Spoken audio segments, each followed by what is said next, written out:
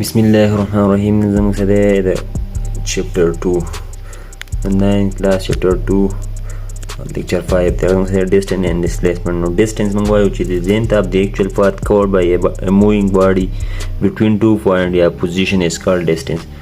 ګوره دا په دې ځکه پوهه کوم لکه دا د دوو پوینټو منځ کې چې باډي د لینث کوم actual path دی دا کور کوي زموږ څه شی وایو ډسټنس ورته وایو.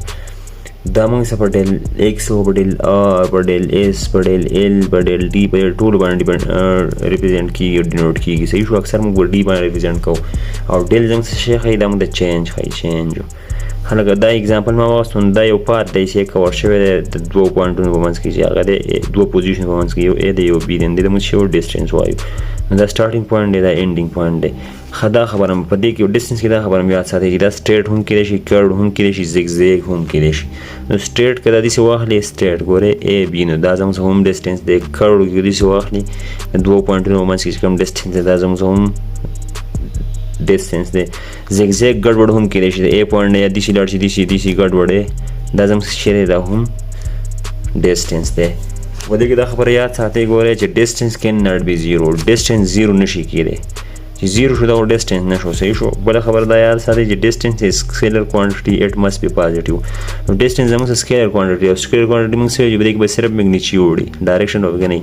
دا زموږ څه شی دی دا به سکیلر کوانټیټي او دا به همیشه پازیټیو وي. ښه اوس زموږ سره ډسپلیسمنټ.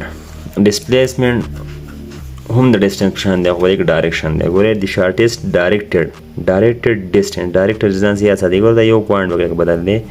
ډایرکټډ ډسټنس بټوین ټو پوینټ از کالډ ډسپلیسمنټ. دا هم د قشن ډسټنس دی خو په دې کې موږ ډایرکشن دی ګیون دی. ښه په دې ګوره دا ځان دا هم ډینوټ کوو په ډیل ایکس ډیل آر ډیل ډي ډیل ایس ډیل ایل ډیل ډي دا مختلف دی. صحیح شو. دا ډیل ډي پکې ما دوه پیل لیکلی دا د یو باسه خو په دې باندې مې پاسه ایرو هیډ راوړي ځکه چې دا ویکټر کوانټیټي ډایرکشن پکې موږ څه ګیون دی نو ځکه موږ په دې باندې دا ډینوټ کوو. خو دا خبره هم پکې یاد ساتئ چې ډسټنس ګریټر دین آر ایکول ټو ډسپلیسمنټ. ډسټنس د ډسپلیسمنټ نه غټي یا به د دې برابري دا د کچې نه شي کېدای. صحیح دا یو پوینټ دی.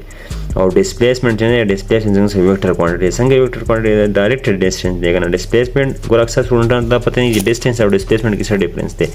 نو ډسټنس او ډسپلیسمنټ کې دا ډفرنس دی چې ډسټنس چې نه دا سکیلر کوانټیټي ده او ډسپلیسمنټ ویکټر کوانټیټي ده. په ډسټنس کې زموږ سره اونلی میګنیچیوډ وي په دې کې ډایرکشن نه کېږي اون. صحیح شو. او ډسپلیسمنټ دا د ویکټر کوانټیټي ده په دې کې به زموږ سره شي ډایرکشن آلسو ګیونی. صحیح شو. دا زموږ سره نه لیکچر و.